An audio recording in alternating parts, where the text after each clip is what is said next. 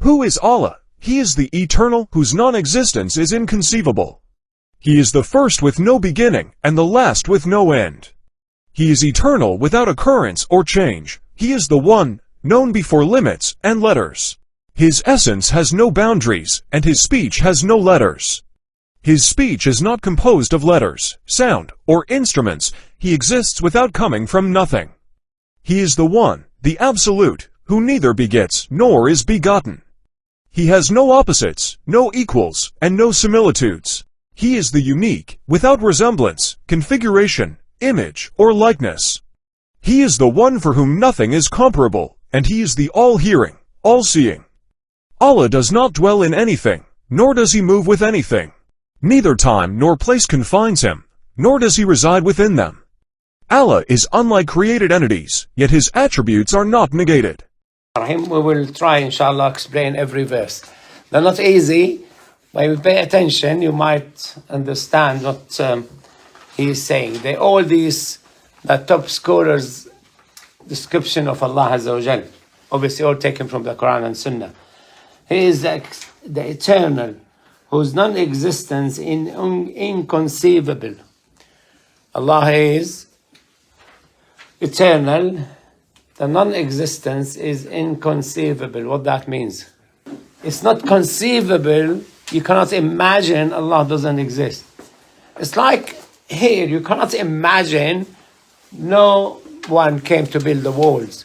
You cannot even imagine the floor, nobody made it. You cannot imagine nobody made the door. It's inconceivable. If somebody come and say, oh no, no one made the school. How can you say that? Oh, it came by itself. You can't say it came by itself. You must be empty brain. You don't have anything inside your skull. So his non-existence is inconceivable. You cannot say Allah doesn't exist. It's inconceivable. No brain, no right brain can say it. Mad people might say it, idiot people might say it, but no one who has a brain could say Allah doesn't exist. The second one, he is the first with no beginning and the last with no end. He is always there. There were no time when there were no God, yeah? When no Allah. Listen to me? You cannot say anything before Allah, and Allah has no start. So he's the first without a start and the last without an end. He is eternal without occurrence or change. What that means? He's eternal. Allah is eternal without occurrence or change. Yeah, you say. He's always stayed the same. Yeah, stayed the same. What about us? We change, we grow. Yeah, we change. You're born, you were an egg and a sperm, joined each other, multiplied, became multi-eggs, multi-cells, and then became leash, and then congealed blood, and then this, and then nutfa, alaqa, mudgha, and then became little human, grown up, born as a child, grown up, start walking, start talking. Takes you a month before you start seeing Allah was the same all the time. No aging, nothing changing him. لا يتغير ولا يتبدل. He doesn't change, and he's not replaceable. So Allah Azza wa Jal is eternal without occurrence. Oh, one day he remembered this. No, you can't say that. Allah knows everything to the day of judgment and beyond, and this is how he wrote what's the qadar, what's going to happen. Allah wrote what's going to happen before he created the universe by 50,000 years. He created the universe, and he wrote already before he created what's going to happen to the day of judgment. Why?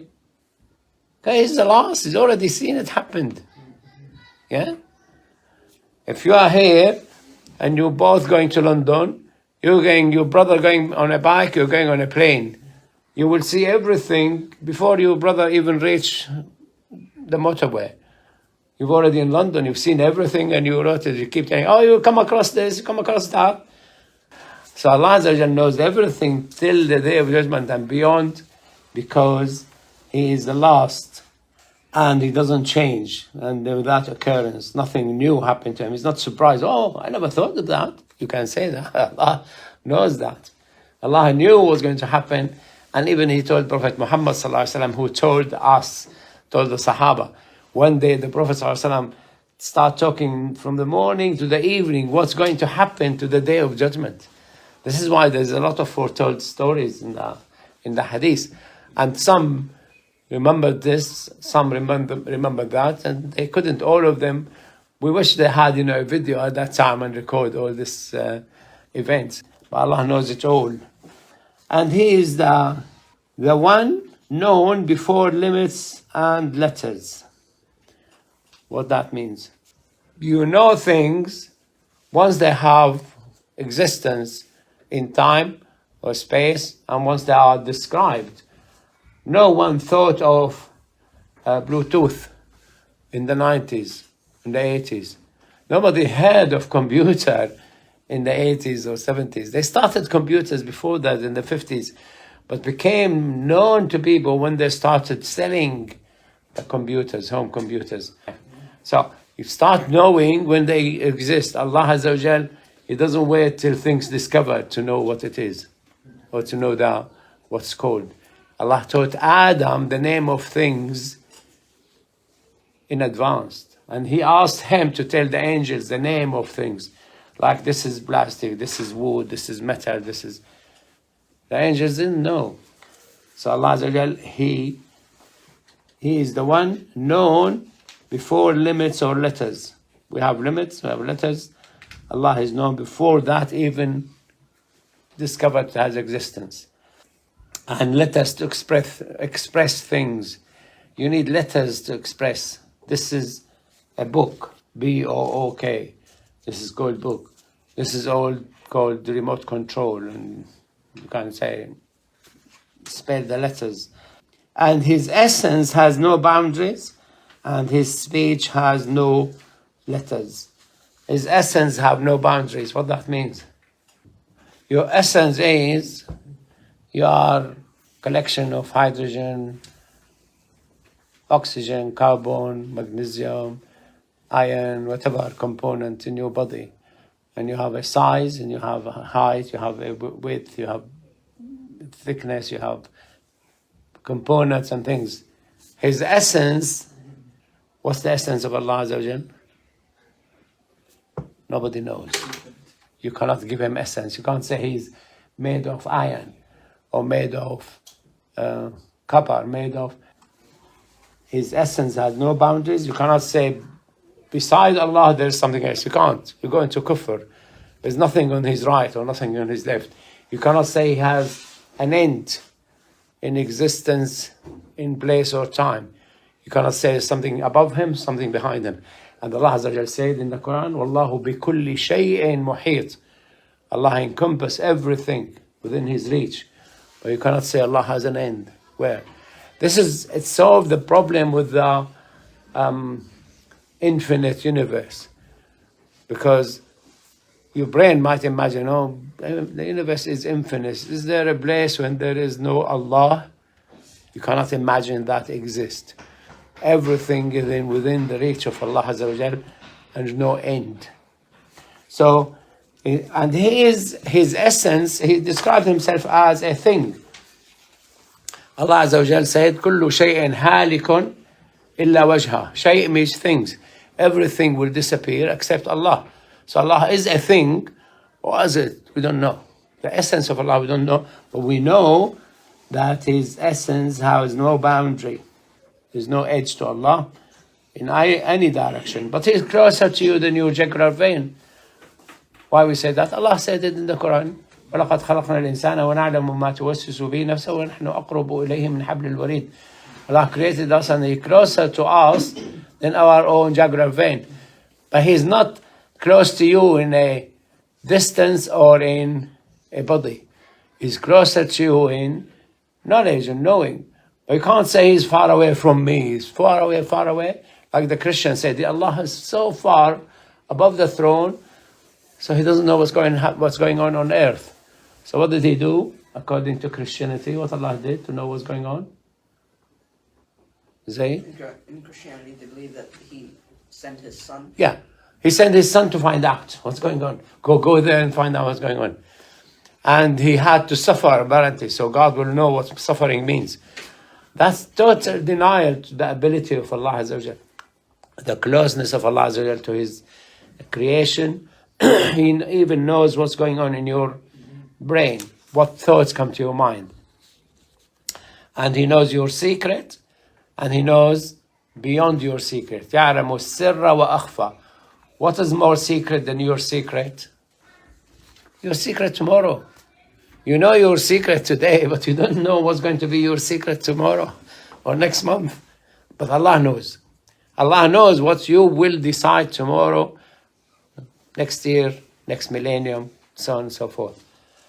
The Prophet ﷺ, when he was signing the Hudaybiyah treaty, and he gave away a lot of things, concession to the Kafirin, that Ali ibn Abi Talib, he refused to wipe out Muhammad Rasulullah. Because Suhail ibn Amr said to him, we don't believe you are a messenger of Allah. Just write Muhammad, the son of Abdullah. And the Prophet said, sallallahu alaihi wasallam, to Ali, erase Rasulullah. Ali ibn Abi Talib said, no, you are Rasulullah. He said, erase it. He said, no, you are Rasulullah. I'm not going to erase it. Ali said, the Prophet said, where is it? Well, show me. And he erased it, and he said to Ali, you will come across the same situation and you will make concession.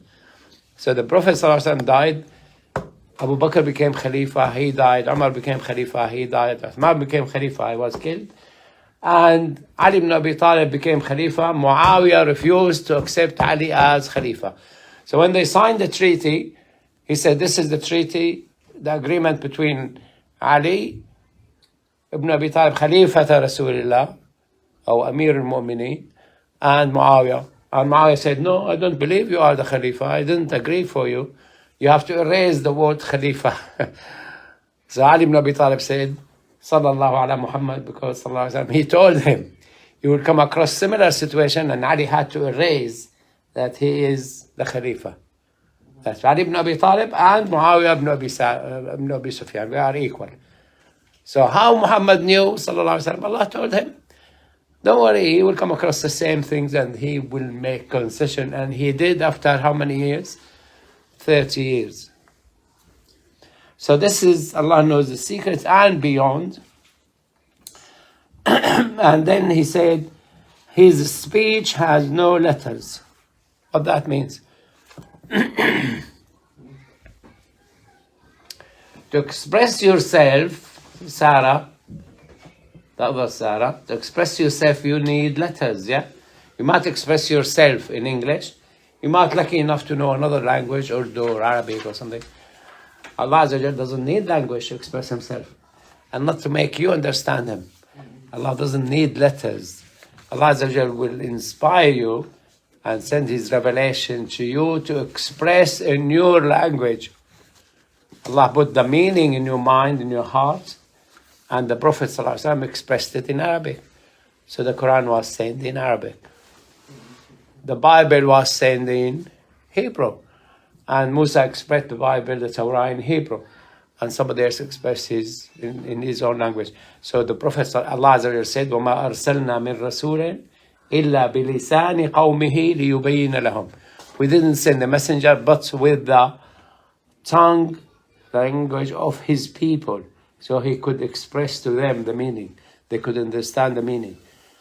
You can't understand the meaning unless somebody tell you, as a baby, pen, pen, pen. And you say it probably 100 times to your baby to understand. And then he knows it's pen. So you need to express yourself. Allah doesn't need. Allah created the meaning in you and he makes you able to express it in a language he chose, which you know. And the Quran, Allah Azza wa Jalla chose the Arabic language. إِنَّا أَنزَلْنَاهُ قُرْآنًا عَرَبِيًّا لَعَلَّكُمْ تَعْقِلُونَ. In Arabic, so you understand. But if we send the Quran in Hebrew, and the Arab don't speak Hebrew, they will not understand the Quran. So he is beyond letters. He does not need letters. He can send his revelation in any language. Make you talk about the words of Allah. The words of Allah Azza wa Jalla is not expressed in specific letter. No, if you don't know Arabic, you're not going to know Allah. That's wrong. A lot of people know Islam more than the Arab. So Allah Azza wa Jal doesn't need instrument and He doesn't need letters to express what He wants to say, and He's not limited by letters. His essence have no boundaries. His speech has no letters. His speech is not compound of letters, sound, and instrument. It doesn't need to make something on the organ or something on the piano to make you understand. Sometimes it might, remind you with the anthem of the country by the sound. And sometimes they make a sound to express something. The birds use sounds to talk to each other. Allah doesn't need sound. Allah will shout, oh, no, it doesn't. It just inspires you. You will say the things. There was a story I told you before. A guy was walking in Egypt, in Cairo, at night, and he felt the secret police chasing him. So he ran, and they ran after him, and he ran a bit more, and they ran after him, and then he found a half-demolished house, and he went in to hide. And there were a dead person in the house. So they caught him, said, you must be the one who killed him. Took him to court, and do you remember the story? So, in the court, he said to Allah Azza wa Jalla, between him and Allah, he said, oh Allah, only you is the witness. And you said in Surah Al-Baqarah, do not refrain or refuse to give the verdict in court if you are the witness. وَلَا تَكْتُمُ الشَّهَادَةَ أَبَدًا. Don't conceal or hide the witness. You saw something, you must say, yes, I saw it. So he said to Allah, you are the only witness. You must talk now. I can't prove myself. And the guy who killed the person stood up and he said that he killed that person. So the court, and then they took details. And then his family said, why you spoke? This guy was going to be in jail instead of you. He said, by Allah, I did not have any control over myself. I found myself standing and talking to the judge. So Allah made him stand up and talk.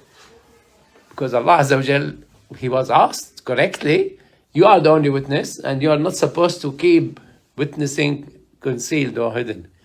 So, He doesn't need sounds or instruments or letters, and He exists without coming from nothing. So the previous one, the answer was, Harun Rashid, Allah doesn't need Arabic language to create the Quran. The Quran was there in meaning, لا يبدل القول لدي, eternal. Jesus was created by the word be, and He is. So created by an order from Allah Azza wa Jal. It wasn't a conceived idea. It was a person whose the mother was Maryam, and the order from Allah Azza wa Jal to develop in the womb of Maryam the time when Jesus was created. So Jesus was created at that time with the order. The order was the kalima. The kalima was be. Be, and it is. إنما أمره إذا أراد شيئا أن يقول له كن. The order of Allah, when He wants something, He will just say be, and it is. So, how? We don't know. Allah Azza wa Jal said to Musa, hit the stone, the water will come out. And hit the stone, water came out. How? From nothing. There were no water inside the stone. They used to carry the stone with them. Wherever they go, they used to carry the stone to hit it, get water, because they were lost in the desert for 40 years. And he hit Prophet Salih alayhi salam hit the stone at the rock, and camel came out. Prophet Muhammad sallallahu alaihi wasallam used to put his hand in the water, and the water started multiplying between his fingers. That's the order of Allah. Be, and it appeared. He exists without coming from nothing. What that means? You cannot ever say there were nothing and then Allah appeared. You can't say that. Allah always there. You came from nothing. In 1950, none of you were in existence. I'm sure. In probably 40 or 50, your parents were not in existence. Probably in 1920, your grandparents were not in existence. Then they appeared. This school, probably in 1940, wasn't there. The whole Solihull wasn't there probably in 1930 or 40. I don't know when, because this Solihull is new to Birmingham. The rich people came to Solihull to make bigger houses and things. And the whole of England wasn't there. If you go 4 billion years ago, there were no earth. And there were no 13.7 billion years, there were no universe. Came from nothing. Allah didn't come from nothing. You cannot say there were nothing, then Allah appeared. You can't say that. Allah always there. So His existence without coming from nothing. He's always there. You cannot say there were nothing and then Allah appeared. And He is the one, the Absolute, who neither begots nor begotten. What that means? قُلْ هُوَ اللَّهُ أَحَدٌ, the one, the unique, as-samad, the absolute, doesn't rely on anybody, doesn't need anyone, stand by himself. لَمْ يَلِدْ وَلَمْ يُولَدْ. He didn't come from a father or mother or split from a bigger God or something. No, He's always there. And He doesn't split, doesn't become like the Father, the Son, the Holy Spirit. He's one unit, one entity, ahad, ahad. You cannot come and say, oh, Allah contains, He has heart failure, He has kidneys failing. You can't say that. You can't say Allah rely on kidney or heart, because He will be inadequate God. If He relies on inhaling oxygen, He run out of oxygen. You can't say that. You run out of oxygen, you run out of water, you die. You get heart failure, you get lung failure, you get virus which might kill you. Allah doesn't. So Allah, one entity, doesn't split. And when Surah Al-Ikhlas came, Sayyidina Abu Bakr radiallahu anhu, he said he was quite happy because that was an answer to the Christian. One entity, cannot split. You cannot divide Allah, Father, the Son, and Holy Spirit. Or the Indian divide God to 7 gods or something, I don't know. Some have infinite gods as well. God for love, God for hate, God for rain, God for wind. I was talking to a Hindu and he said there's 7 gods. And I said, who synchronized between them? He said, the Supreme God. I said, why don't we go to this Supreme God, forget all these small gods who have to report to the Supreme God. If He's in charge, go to Him.